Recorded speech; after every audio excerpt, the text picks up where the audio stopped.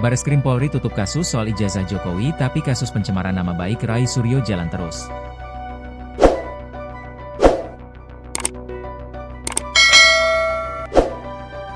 Bareskrim Polri menutup kasus dugaan ijazah palsu Presiden Joko Widodo. Kasus dinyatakan sudah ditutup setelah hasil uji laboratorium forensik memastikan bahwa dokumen tersebut asli. Kepastian aslinya ijazah Jokowi sudah melalui uji forensik terhadap tinta, kertas dan warna ijazah tersebut dengan ijazah pembanding. Untuk itu Bareskrim menyatakan bahwa ijazah Jokowi asli sehingga kasus resmi ditutup oleh Polri. Terhadap hasil penyelidikan tidak ditemukan tindak pidana, ucap Dirtipidum Bareskrim Polri Brigjen Juhandani Raharjopuro pada konferensi pers di Mabes Polri, Jakarta Selatan, Kamis, 22 Mei 2025.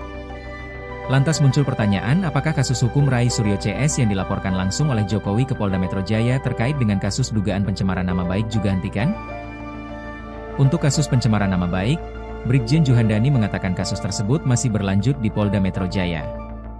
Artinya kasus ini memiliki perbedaan status. Tudingan soal ijazah palsu ditutup namun kasus pencemaran nama baik jalan terus. Proses hukum adanya laporan di Polda Metro Jaya, tentu saja kami sebagai Satuan Pembina Fungsi Teknis akan berkoordinasi. Saat ini masih kami percayakan kepada penyidik di sana, kata Brigjen Juhandani.